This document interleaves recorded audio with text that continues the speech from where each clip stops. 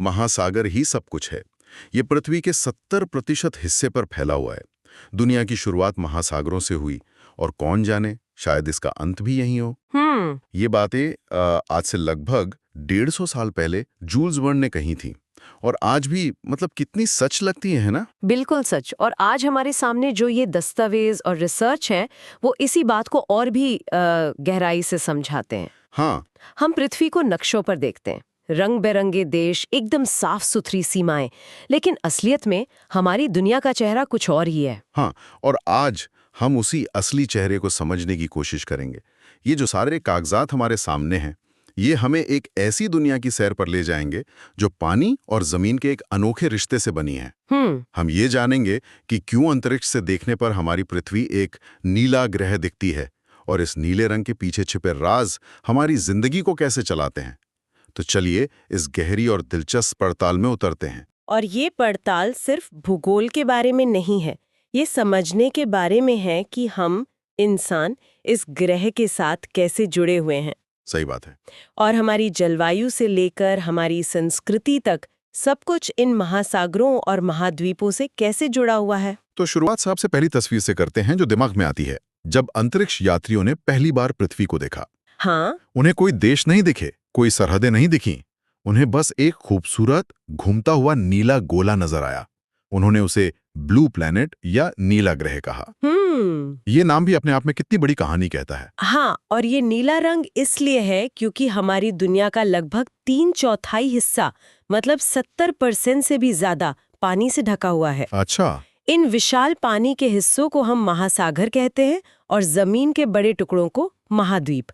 लेकिन यहाँ एक दिलचस्प बात यह है कि ये सिर्फ पानी और जमीन के धब्बे नहीं हैं। तो फिर क्या है? ये एक जिंदा सांस लेती हुई प्रणाली है जहाँ हर चीज एक दूसरे से जुड़ी हुई है और एक दूसरे पे असर डालती है। इसी जुड़ाव की बात पर मुझे एक बहुत ही रोचक तथ्य याद आ रहा है जो इन दस्तावेजों में मिला। बताइए। भारतीय नौसेना का आदर्श वाक्य है शन नो वरुणः।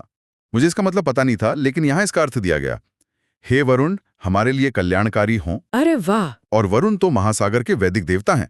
ये दिखाता है कि हजारों साल पहले भी हमारे पूर्वज समुद्र की ताकत और उसके महत्व को कितनी गहराई से समझते थे। ये बहुत महत्वपूर्ण बात है। यह दिखाता है कि महासागरों के लिए सम्मान हमारी संस्कृति में कितना गहरा है।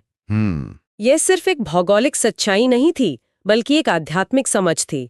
वो जानते थे कि समुद्र जीवन दे भी सकता है और ले भी सकता है। सही। आज की हमारी वैज्ञानिक समझ भी इसी प्राचीन ज्ञान की पुष्टि करती है। महासागर हमारी जलवायु को नियंत्रित करते हैं, मौसम तय करते हैं और हमारे इतिहास को आकार देते आए हैं। अच्छा, तो अगर हम इस विशाल नीले हिस्से को समझने की कोशिश करें तो हम इसे गिनना कैसे शुरू करते हैं?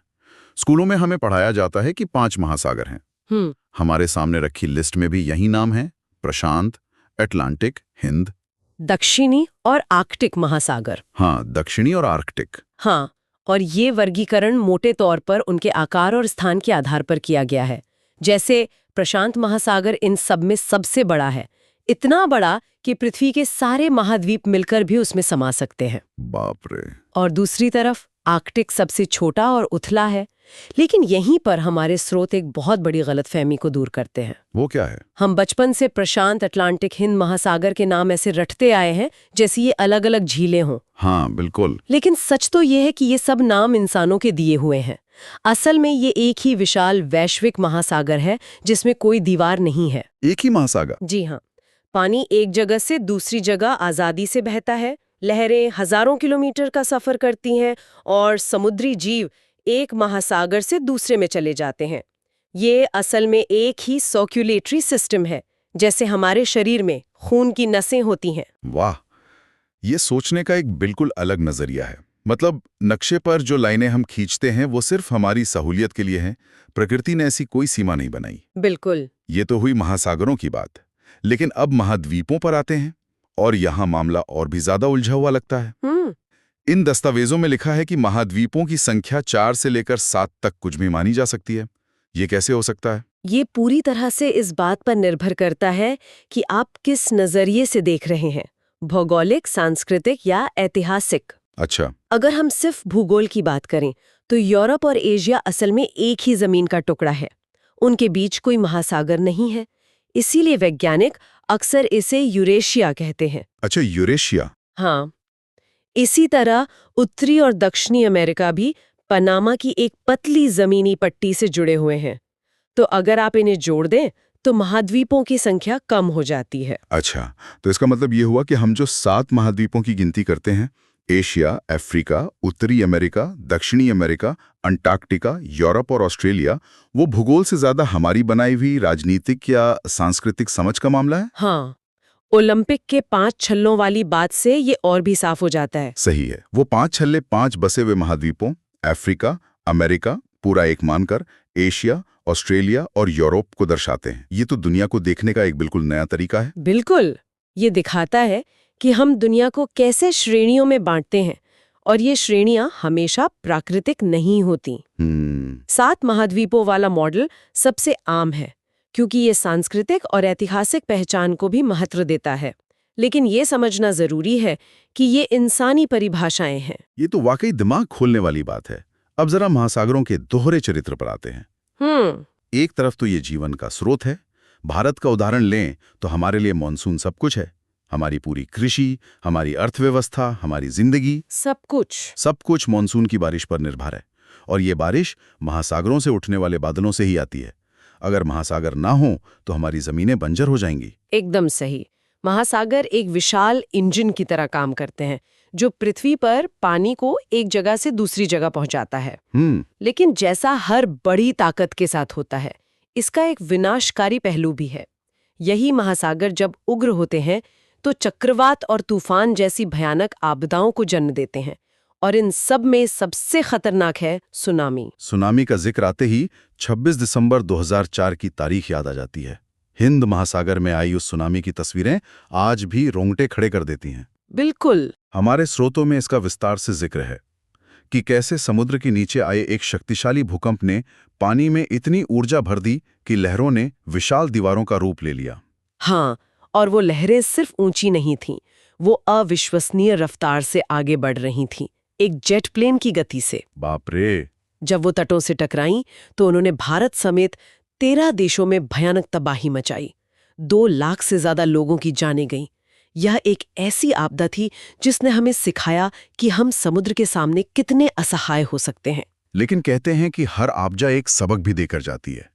क्या हमने इससे कुछ सीखा? हाँ, निश्चित रूप से। इस त्रासदी के बाद एक बड़ी सीख मिली। इन दस्तावेजों में हिंद महासागर सुनामी चेतावनी प्रणाली का जिक्र है। अच्छा। यह एक अंतर्राष्ट्रीय सहयोग है जिसमें भारत भी एक महत्वपूर्ण भूमिका निभा रहा है। अब समुद्र के तल पर सेंसर लगे हैं जो भूकंपीय गतिविधियों पर नजर रखते हैं। तो अब पहले से पता चल सकता है? हाँ, जैसे ही कोई खतरा महसूस होता है, एक स्वचालित चेतावनी प्रणाली सभी देशों को सूचित कर देती है, ताकि लोगों को सुरक्षित स्थानों पर पहुंचाने के लिए कीमती समय मिल सके। हम भविष्य की आपदाओं को रोक तो नहीं सकते, लेकिन हम निश्चित रूप से बेहतर तरीके से तैयार रह सकते हैं। ये राहत की बात है। और इन आपदाओं से परे अगर हम सतह के नीचे देखें तो महासागर एक पूरी तरह से अलग दुनिया है। जी। इन रिपोर्ट्स में जो तस्वीरें हैं, रंगीन मछलियां, समुद्री शैवाल, डॉल्फिन, शार्क, विशाल व्हेल, ये एक जादुई दुनिया है। और ये सिर्फ सतह के पास नहीं है। जैसे जैसे आप गहराइयों में उतरते हैं, जहां सूरज की रोशनी भी नहीं पहुंचती, वहां भी अजीब और अद्भुत जीव रहते हैं जो अंधेरे में चमकते हैं। वाव! ये पृथ्वी पर जीवन का सबसे बड़ा भंडार है, जिसके बारे में हम अभी भी बहुत कम जानते हैं। अब उस हिस्से पर आते हैं जिसने मुझे सबसे ज्यादा चौंकाया। इन लेखों में एक बहुत बड़ी और हैरान करने वाली बात लिखी है कि महासागर पृथ्वी के फेफड़े हैं। ईमानदारी से कहूं तो मुझे हमेशा लगता था कि ये काम तो अमेज़न जैसे विशाल जंगलों का है। हाँ, ये एक आम धारणा है, लेकिन आंकड़े कुछ और ही कहानी बताते हैं। अमेज़न के जंगल बेशक बहुत महत्वपूर्ण है, लेकिन हमारे स्रोत बताते हैं कि समुद्र में मौजूद छोटे-छोटे पौधे और शैवाल, जिन्हें वैज्ञानिक भाषा में फाइटोप्लैंक्टन कहते हैं। फाइटोप्लैंक्टन। जी, वो हमारे पृथ्वी के आधे से ज्यादा ऑक्सीजन का उत्पादन करते हैं। क्या? आधे से ज्यादा? हाँ, असल में हर दूसरी सांस जो हम लेते हैं वो महासागरों की ही देन है। हर दूसरी सांस? ये तो अविश्वसनीय है। इसका मतलब है कि हमारा अस्तित्व सीधे तौर पर महासागरों के स्वास्थ्य से जुड़ा हुआ है। बिल्कुल। हम जमीन पर रहते हैं, लेकिन हमारी जिंदगी की डोर समुद्र के हाथ में है। सिर्फ सांस ही नहीं, महासागर एक विशाल स्पंज की तरह भी काम करते हैं। वो कैसे? वे हमारे वायुमंडल से लगभग 1/4 कार्बन डाइऑक्साइड सोख लेते हैं, जो ग्लोबल वार्मिंग का सबसे बड़ा कारण है। अगर महासागर ये काम ना करें तो हमारा ग्रह आज की तुलना में कहीं ज्यादा गर्म होता। अच्छा। वे पृथ्वी के तापमान को नियंत्रित करते हैं, जिससे ये ग्रह रहने लायक बना रहता है। तो एक तरफ हम उनके दिए जीवन पर निर्भर हैं और दूसरी तरफ हमारे ही काम उन्हें तबाह कर रहे हैं। इन रिपोर्ट्स में जो आंकड़े दिए गए हैं वो काफी डरावने हैं। हर साल लाखों टन प्लास्टिक का कचरा नदियों के रास्ते समुद्र में पहुंच जाता है। और ये प्लास्टिक सिर्फ प्रदूषण नहीं फैला रहा, ये समुद्री जीवों के लिए एक जानलेवा फंदा बन गया है। सही बात है। कछुए इसे जेलीफिश समझकर खा लेते हैं, मछलियां छोटे प्लास्टिक के टुकड़ों को निगल जाती हैं, और ये प्लास्टिक धीरे धीरे हमारी फूड चेन में वापस आ रहा है। मतलब जो जहर हम समुद्र में फेंक रहे हैं वो घूम फिरकर हमारी ही प्लेट तक पहुंच रहा है। बिल्कुल। इसके अलावा जरूरत से ज्यादा मछली पकड़ने यानी ओवर फिशिंग का भी जिक्र है। हाँ, ये भी एक बहुत बड़ी समस्या है। हम समुद्र से इतनी तेजी से मछलियां निकाल रहे हैं कि उन्हें अपनी आबादी फिर से बढ़ाने का मौका ही नहीं मिल रहा। इससे पूरा समुद्री पारिस्थितिकी तंत्र यानी इकोसिस्टम बिगड़ रहा है। इसीलिए शायद संयुक्त राष्ट्र ने 8 जून को विश्व महासागर दिवस घोषित किया है। जी हाँ, और ये सिर्फ एक दिन का उत्सव नहीं है, बल्कि एक याद दिलाने का दिन है। ये हमें याद दिलाता है कि महासागरों के बिना मानवता का भविष्य अंधकारमय है। ये एक चेतावनी है कि अब हमें जागना होगा। तो हमने अपनी ये बातचीत एक खूबसूरत नीले ग्रह की तस्वीर से शुरू की थी और अब हम एक बहुत ही गंभीर जिम्मेदारी पर आकर रुक गए हैं। हमने सीखा कि नक्शों पर खींची गई रेखाएं इंसानी हैं, असल में पूरा महासागर एक है। ये जीवन और विनाश दोनों का स्रोत है, और सबसे बढ़कर ये हमारे ग्रह के फेफड़े हैं, जिनके बिना हम एक पल भी जिंदा नहीं रह सकते।